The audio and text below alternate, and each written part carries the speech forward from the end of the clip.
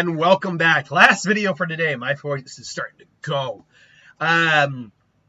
So we have box office report today on the 18th of August 2024.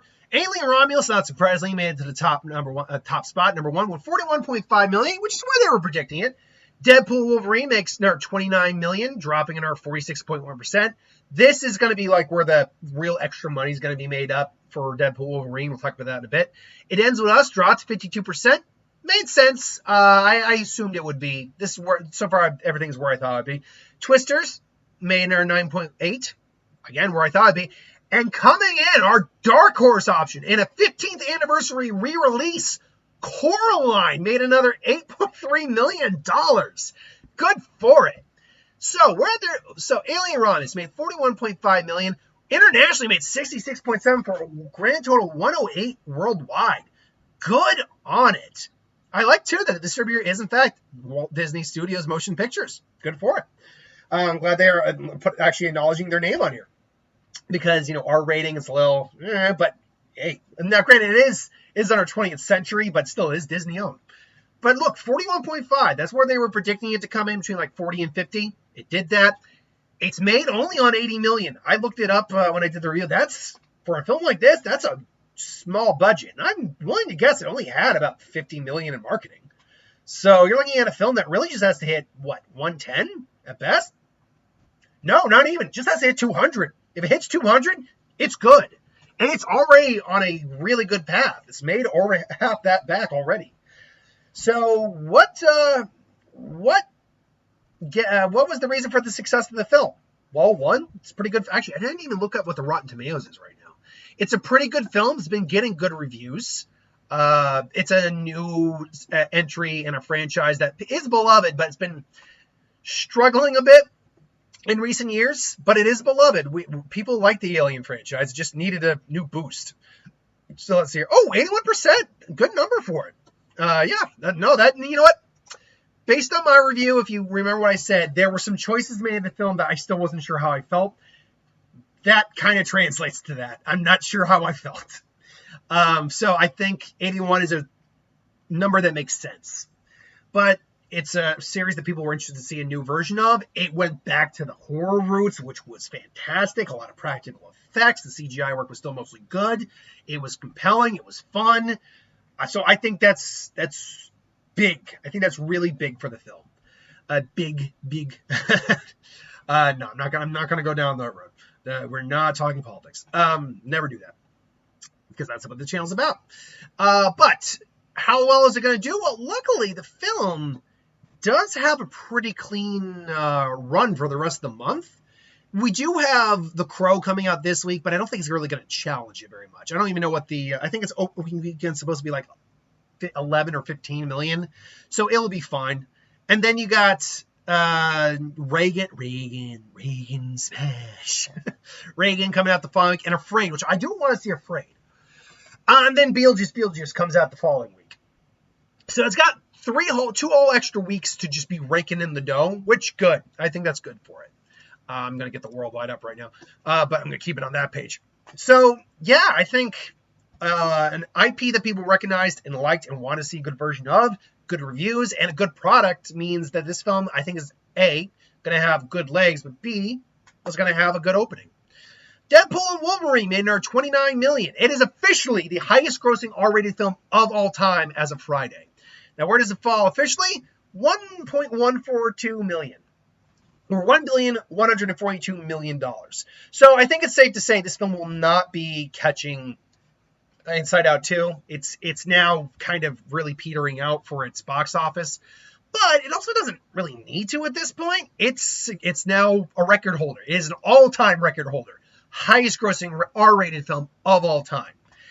Why didn't it catch Inside Out 2? Well, the R rating. I think that's really all it comes down to, is that the R rating, despite what this film was supposed to be and should have been, was going to hinder its long-term success, because A, its opening weekend was not going to be as big as it could have, and it still had a record level opening weekend of 211 million. But beyond that, it's not, you're not going to get families in. You're not going to get at least not a lot of them. You're not going to get kids in. Not going to get. It's just you're not going to be able to do it. So that's going to hurt your initial box office, even though it still did fantastic, and your long-term box office. And I think that's really all that we can say about it, because it's not the quality of the film that was the problem. The audiences are clearly going back. Hopefully in about 20 minutes, I'm going to be taking my dad to go see it. But again, like I said, it doesn't need to. It doesn't need to be the highest grossing anything of all time. And I can now see Inside Out 2, but we'll talk about that when we get to it, because holy crap, it might actually go up another spot. But I mean, let's look at the worldwide right now. Where does Deadpool Wolverine stand in terms of the highest grossing films of all time? Legit. It is the 31st highest grossing film of all time. That's out of, I think, over 1 million films that have ever come out.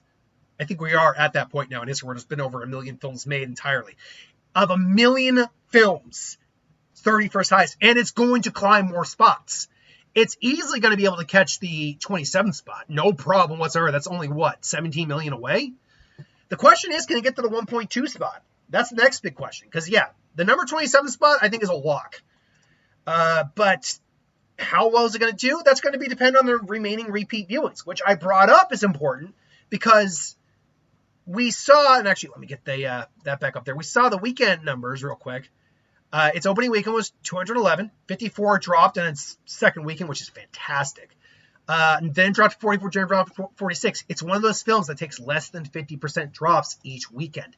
And that is crucial for getting your legs out, having those legs to get the money in, and getting more repeat views. So it is crucial and good on it. It ends with us, though. I mean, talking about a film that came out of nowhere, made $50 million last week, and now it's at $170 million. It made all of its money back last week. Think about that. And it was made on $25 million. It probably at best had $20 million in marketing. Even if I rounded up to 25, it still made $80 million last week. So it made all of its money back last week, and it was even a little bit profitable. It's at 179, basically $80 million right now. You want to talk about a phenomenon? That's phenomenon levels. No, okay, that's not quite phenomenon. Wait till it gets like 300 next week, and then we can talk about it being a phenomenon. But those are numbers that you cork open the champagne and chug from the bottle. Sony has got to be like, yeah. And apparently there's some controversy with Blake Lively, and a lot of people are coming to her defense for it too, like saying like, dude, shut up. But apparently, because the story is based off a book, and it's about an abusive relationship. And I think she made like a joke at the expense, but I didn't know the context, so I can't really say one thing or the other. But I think we're all just too freaking sensitive at this point. Don't get me wrong. Don't make fun of people, per se. And maybe that's what she did. But sometimes we just need to shut up and mind our own business. By the way, between number 1 and number 3 spots this week, we are almost, that's $94 million roughly for the box office. You add in Twisters, that's another $100 million box office this week. So the box office is healthy right now. Speaking of which, Twisters, $9.8 million, $333.4 million. Again, I can't speak on how well this film actually did until I actually see the numbers for its actual budget. Because again, there was a conflict. I saw conflicting things where it said 200, but then it said 200 total, including the production and marketing. So I don't know which is which, because if it's the latter, this film's made money. If it's the former, this film's still in the red. So I don't know which one it is. All I can say is any money it makes is good. I enjoyed the film very much. It was a fun summer movie. Coraline made another $8.3 million. You know what? Let me find Coraline real quick. Where's that put Coraline in the all-time films? Let's see here. Coraline. Making up a song about Coraline. You know, I've actually never sat through all of Coraline. I know the plot. I've seen them. Okay, so let's see. Cocaine, there comes up. So Coraline, 143 if we're adding that, because the re-releases go on to the main budget. So Coraline, despite its budget, was never a big hit. That's the thing. It was a lot of those stop-motion films were never really big hits. But they got their cult followings, and this shows. Most re-releases anniversaries don't get that big of a audience back. So it shows. Despicable Me 4 made $6 million. $847 million. It's still chugging along. It might, I'm not saying it will, but it might actually hit $900 million. It's a bit of a tall order, admittedly, because it's no longer making $1 million a day now, but maybe. But it goes to show that if it's a franchise people like, they recognize the characters, and if you want your kids to shut up for an hour or two, there you go. And good for it, because I think worldwide, where's that make it for the worldwide box office this week, or in total? It's the third highest grossing film of the year, and on a $100 million budget. As I keep saying, take notes, studios. They know how to do it right. So yeah, it made money, baby. It made money. Trap made $3.4 million. $62 million. Look, it's still not in the profit range, not by a long margin, but it seems to be finding an audience. And I did not hate the movie. I enjoyed the movie for what it was. It had issues with it. It definitely did. And hey, it's actually gone up in its Rotten Tomatoes score. It's at 55. But it certainly had issues, and I can't ignore those issues. But at the same time, Josh Hartnett's almost worth watching the movie alone. He is magnetic in that film. I loved him in that film. All right, so then we talk about Inside Out 2, which made another $3.2 million. $1,625,000,000, rounded up, $26 million. I'm not saying it will catch the number 9 and 8 highest grossing films of all time spot. I'm not saying that. It really is now kind of running on empty. But the fact is, the international keeps updating with more money. Look, okay, so at 10, the number 10 spot, 1.625, mine's all round up to 2.6. The Lion King, which is the next one up, is at this point less than 40 million above it. I don't think it will, but there's a legitimate argument to make it could actually catch The Lion King. I'll reserve my final judgment next week when I see what its numbers are next week. But this just does not happen. And let's look at the domestic real quick too, because I think it just crossed the domestic number too. Yeah, this just does not happen all the time. Inside Out 2, it's the 11th highest grossing. No, it's probably 11 away.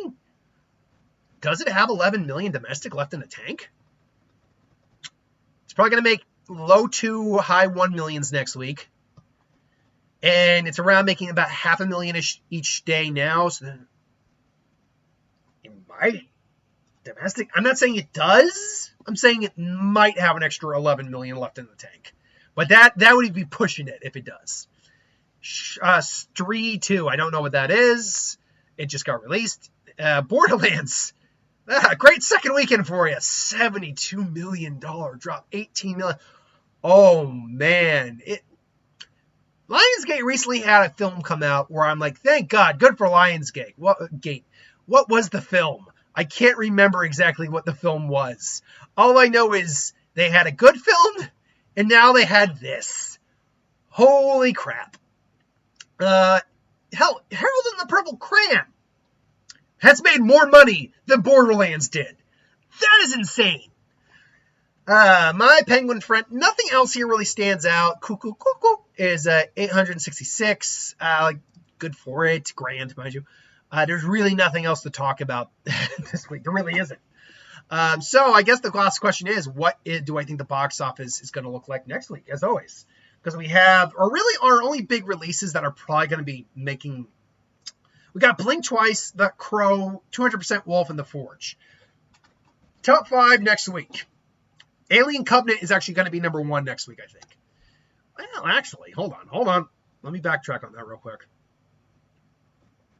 Ooh. Actually, there's a chance Deadpool and Wolverine could take back its spot, because if it drops less than 50 like I think it will, you're looking at a film that hits 17-ish million next week. Well, Alien Romulus might make less than 50. There's a better chance it does a Deadpool and makes a little under 50. So that means it's somewhere in the neighborhood of 18 or 19 million. Ooh, these guys could be duking it back for the number 1 spot next week. I'll still go Alien to be safe. It's got the better odds right now. I will then say Deadpool and Wolverine. Oh God! After that, I will say The Crow, because The Crow, because I think it's tracking for enough to overtake It Ends With Us in its third week. Blink twice. I don't think 200% Wolf is going to be on the double digits. I don't think The Forge will be either.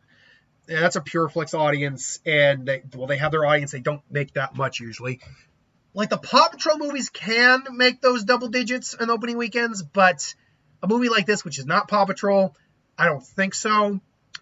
And so again, real quick, Alien, Romulus, Deadpool, Wolverine, The Crow, It Ends With Us. And I'll go with Blink twice, because it's the Channing Tatum one. I've seen the trailer for it once or twice. It looks kind of interesting, but I'll be at The Crow this week.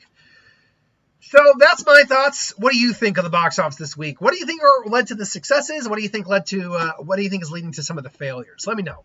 Until then, thanks for watching, and I'll see you guys for the next one.